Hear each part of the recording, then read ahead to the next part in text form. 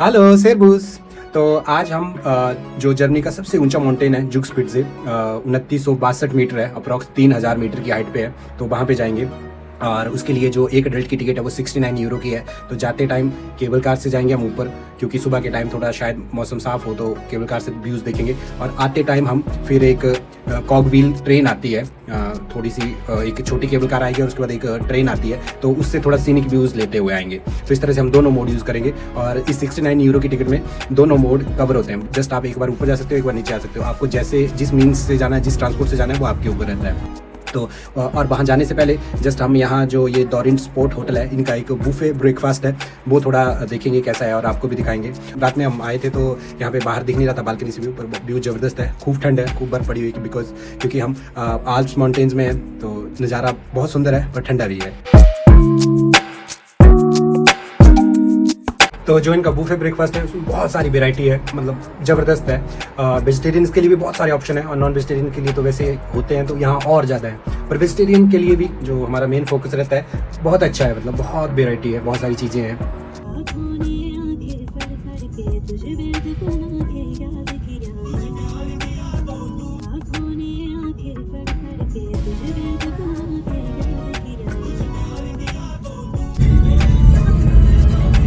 तो आज संडे है और मौसम बहुत अच्छा है, मतलब सनी है, थोड़ा ठंड ज़्यादा है, टेम्परेचर कम है, पर वैसे क्लीन है, मतलब वैसे साफ़ है स्काई, तो ऊपर से अच्छा व्यू आएगा। तो इसीलिए लोगों की यहाँ काफ़ी भीड़ है। तो हमें भी यहाँ 10 से 15 मिनट थोड़ा जैम लगा, जहाँ पार्किंग से पहले तो थोड़ी जगह हुई, तो हमने कार पार्क करी। पर पार्किंग मिल जा रही है, मतलब ऐसा नहीं है, थोड़ा सा वेट करना पड़ रहा है 10 से 15 मिनट, पर उतने लोग निकल भी रहे हैं तो आपको कार पार्किंग मिल जाएगी। मतलब यहाँ काफ़ी कार पार्किंग है।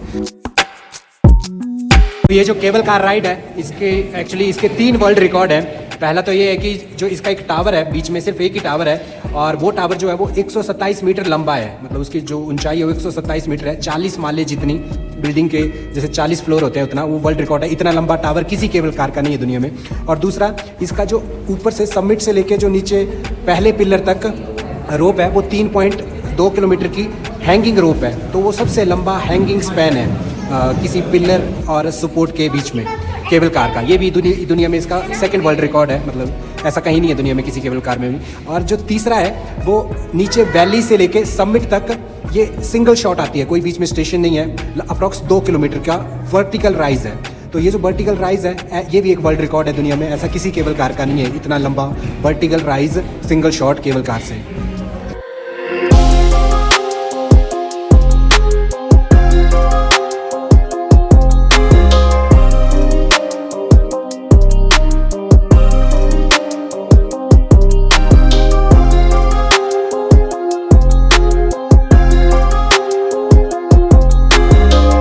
तो यहाँ पे इतनी ठंड है कि जो ये प्लेटफॉर्म के शीशे लगे हुए हैं, इन पे बाहर ये बर्फ़ जमी हुई है और बहुत ही सुंदर ये बर्फ़ के नेचुरल डिज़ाइंस बने हुए हैं, ये बाहर की तरफ से हैं। तो इन्होंने 3 किलोमीटर की हाइट पे जर्मनी के टॉप पे पूरा शॉपिंग कॉम्प्लेक्स बना रखा है। ये शॉप है और खाने पीने का है, काफ़ी बड़ा बना रखा है ये, बिल्कुल माउंटेन के टॉप में जाके।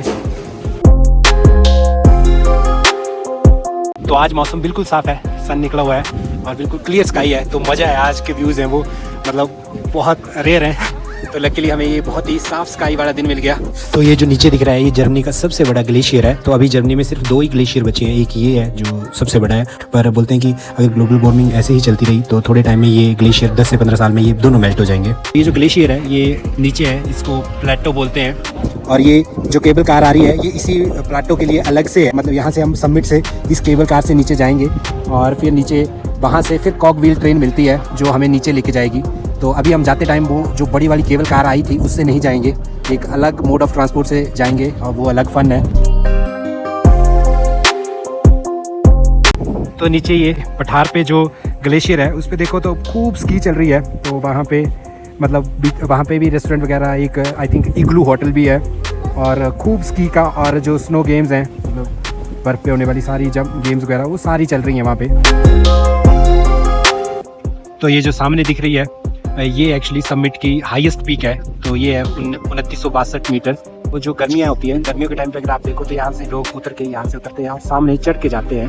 पर आजकल जैसे बर्फ़ पड़ी हुई है तो कोई नहीं जा रहा है, लग रहा है बंद है क्योंकि गिर सकते हैं, बहुत डेंजरस है। पर गर्मियों के टाइम में लिटरली लोग यहाँ से उतरते हैं इस साइड से और उस वहाँ पे उधर चढ़ते हैं, जो गोल्डन क्रॉस बना हुआ है उस साइड पे जाते हैं। यहाँ पे से एरोप्लेन ऐसे लग रहा है जैसे बिल्कुल साथ में उड़ रहा हो। बिल्कुल नज़दीक दिख रहा है ये। और वो नीचे आइवजे है जहाँ पे पिछले कल हम जिस पे वॉक कर रहे थे, वो जमी हुई झील है पूरी तरह से। तो यहाँ से ज़बरदस्त नज़ारा आ रहा है। आज जो मौसम है बिल्कुल साफ़ है और मज़ेदार है। मतलब यही मज़ा है। अगर आप जैसे फॉगी है या थोड़ा क्लाउड्स हैं तो उतना मज़ा नहीं आएगा मतलब। पर जैसे अगर आप मौसम साफ़ है तो ये टिप है कि आपको ये ज़रूर देखना चाहिए कि किस दिन मौसम साफ़ है आपके 2-3 दिन के ट्रिप में, उसी दिन मतलब इस पे पहाड़ पे जुग स्पिट्ज़े के सबमिट पे आना चाहिए। ऊपर इन्होंने बहुत अच्छा प्लेटफॉर्म बना रखा है, बहुत सारी जगह बना रखी है खड़े होने के लिए। चारों तरफ आप शीशे के अंदर से भी देख सकते हो और प्लेटफॉर्म के ऊपर से भी घूम सकते हो। अगर आपको ठंड लग रही है तो अंदर से देख लो, अगर नहीं तो ऊपर से देख लो। तो बहुत बड़ा वो बना रखा है प्लेटफॉर्म इन्होंने, लंबा चौड़ा। यहाँ पे चारों तरफ के लिए बहुत अच्छे सुंदर व्यूज़, फोटोज़ के लिए सुपर बना रखा है मतलब। तो अभी जो हम पीछे घूम रहे थे वो जर्मनी के अंदर है, मतलब जो एरिया है। और यहीं से अगर आप देखो तो ऊपर ऑस्ट्रिया का बॉर्डर भी है। तो यहाँ से इस तरफ को अगर हम जाएँ तो हम ऑस्ट्रिया में एंटर कर जाते हैं। तो ये जो तिरोल लिखा है ये ऑस्ट्रिया की एक स्टेट है। तो इस साइड को ये ऑस्ट्रिया, और इधर को अगर हम देखें तो ये वाला जो एरिया है ये अगर देखें तो बायन, ये जर्मनी का एरिया आ गया। तो इस साइड जर्मनी और दूसरी साइड तरफ ये ऑस्ट्रिया। तो कहते हैं किसी ज़माने में दशकों पहले यहाँ पे चेक पोस्ट भी हुआ करती थी, जो मतलब बॉर्डर्स हुआ करते थे। हम ये वॉक कर रहे हैं इस तरफ ऑस्ट्रिया वाली साइड को। और ये इस तरफ को जो रेस्टोरेंट है ये ऑस्ट्रिया में है, और ये इस तरफ को देखें तो ये ऑस्ट्रिया के पहाड़ आ गए हैं बहुत सारे। तो वो जो सामने प्लेटफॉर्म है वो जर्मनी में है। तो ज़्यादातर हिस्सा जो ऊपर बनाया गया है प्लेटफॉर्म का वो जर्मनी में बना है, और इस तरफ को ये है ऑस्ट्रिया वाला हिस्सा। तो जो ऑस्ट्रिया वाला हिस्सा है ये छोटा प्लेटफॉर्म बना है। तो अभी हम ऑस्ट्रिया वाली साइड को खड़े हैं। तो इधर को भी, इस साइड को भी केबल कार है जो आ रही है, पर ये कम हाइट पे लग रही है नीचे को। उतनी हाइट नहीं है जितनी हम उस साइड से चढ़ के आए हैं। जाते वक्त जैसे हम अभी ये कॉकबिल ट्रेन से जाएंगे तो ये अभी यहाँ से ऊपर से इसका रास्ता भी दिख रहा है, ये नीचे आते हुए दिख रही है ऊपर की तरफ। तो हम तो इसके साथ नीचे की तरफ जाएंगे।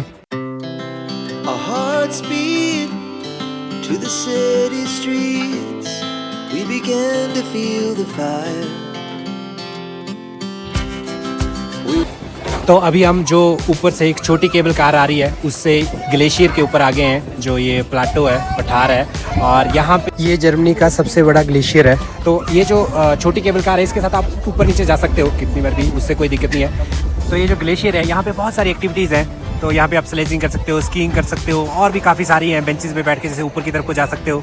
तो बहुत सारी एक्टिविटीज़ हैं और यहाँ पे आप रुक भी सकते हो, इग्लू होटल भी है। और ये सुपर नाइस एक्सपीरियंस है कि हम ग्लेशियर के ऊपर खड़े हैं, जो कि आखिर के 2 ग्लेशियर्स में से एक है। और यहाँ पे आप ग्लेशियर के ऊपर ये सारी एक्टिविटीज़ का फन कर सकते हो। तो टॉप पे भी काफ़ी 2-3 रेस्टोरेंट है बड़े बड़े, बढ़िया आप मज़े से खाओ, आराम से बैठो गर्म माहौल में। और यहाँ नीचे आके भी मतलब रेस्टोरेंट वगैरह खाने पीने का खूब मज़ा है मतलब। तो असली आनंद जो है वो स्की करने वाले लोग ले रहे हैं ग्लेशियर का। तो इस पे स्की करने के लिए आज आई थिंक 2-3 ट्रैक्स है बना रखे इन्होंने, इस पे लोग स्की कर रहे हैं। तो एक स्लोप पे वो स्की करते हुए नीचे जा रहे हैं। तो जैसे आप स्की करके नीचे पहुंच गए तो उन स्कीज के साथ ऊपर नहीं आ सकते, तो उसके लिए एक अलग से रस्सी सी लगी हुई है, एक मतलब केबल सी लगी हुई है जो ऊपर की तरफ मूव कर रही है। तो उनको सिर्फ उसको होल्ड करना है और वो ऊपर की तरफ पहुंच जा रहे हैं फिर उसके साथ। तो ये ऊपर की तरफ को इग्लू हाउस है। तो ये इग्लू होटल और बार है अंदर, और ये लिटरली बर्फ से बना हुआ है। तो इन्होंने ये पूरा होटल बना रखा है अंदर, मतलब पूरा लिटरली बर्फ से बना हुआ सब कुछ। अंदर पूल, सोना, बार, और ये इस तरह से इन्होंने ये बेडरूम्स भी बना रखे हैं। तो इस तरह से ये दरवाजे लगे हुए हैं इन बेडरूम्स के लिए। तो जैसे ये वाली रूम जो है ये बड़ा रूम है, जैसे पूरी फैमिली के लिए आप देखें तो ये मतलब डबल बेड का डबल बेड है। ज़बरदस्त, और खूब लंबा चौड़ा है ये, काफ़ी सारे बेडरूम्स हैं इसके अंदर। तो यहाँ पे सारे रूम्स लिस्टेड है कि romantic, igloo, family and friends, छोटा बड़ा सब तरह के, और उनकी अवेलेबिलिटी। नीचे जो चलने का रास्ता है वो सिर्फ लकड़ी से बनाया है, क्योंकि अदरवाइज़ आप स्किड हो सकते हो। अदरवाइज़ मोटी मोटी दीवारें हैं बर्फ़ की, और बढ़िया ज़बरदस्त रूम और सब कुछ बना हुआ है अंदर ही।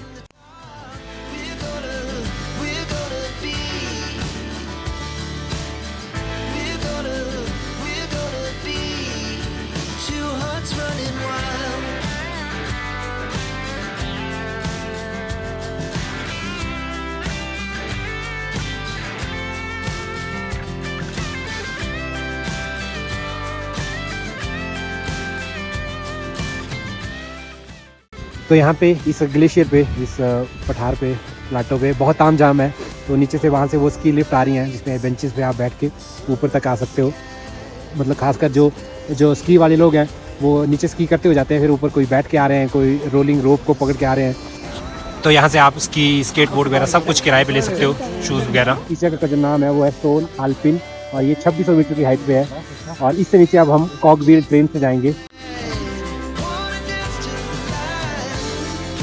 तो ये जो कॉकव्हील ट्रेन है तो इसको जैसे जो दो नॉर्मल रेल्स होती हैं वो तो होती हैं, पर बीच में अगर आप देखो तो जो ट्रेन है, ट्रेन में एक कॉग लगा होता है, वो उसका एक गियर होता है और ये जो पटरियों के बीच में जैसे टीथ से बने होते हैं तो वो इनमें स्टिक करता है एक्चुअली। तो वो जो गियर लगा है ट्रेन में और जो बीच में ये टीथ से बने हुए हैं, इन्हीं से जो है ट्रेन जो है स्लो पे स्टिक करती है, अदरवाइज़ वो पीछे की तरफ चली जाएगी।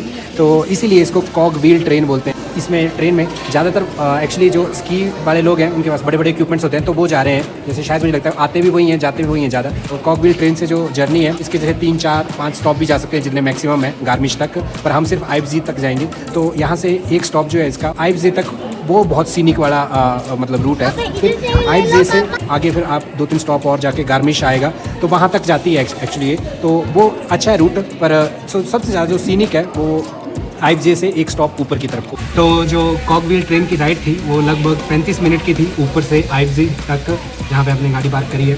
और पहले तो लगभग 20 मिनट तो वो उसी के अंदर रही, टनल के अंदर ही। तो जब टनल से बाहर निकली तो बहुत सुंदर था जो व्यू था। व्यू में मतलब आपको फॉरेस्ट और ग्रीनरी एंड सारा स्नो, तो बहुत अच्छा था मतलब वो नज़ारा। तो ये भी एक अच्छा है कि आप केबल कार से जाओ और एक साइड आप ट्रेन से नीचे आओ। तो हमें ऊपर जाने और नीचे आने में लगभग 5 घंटे लग गए, मतलब सारा ड्यूरेशन।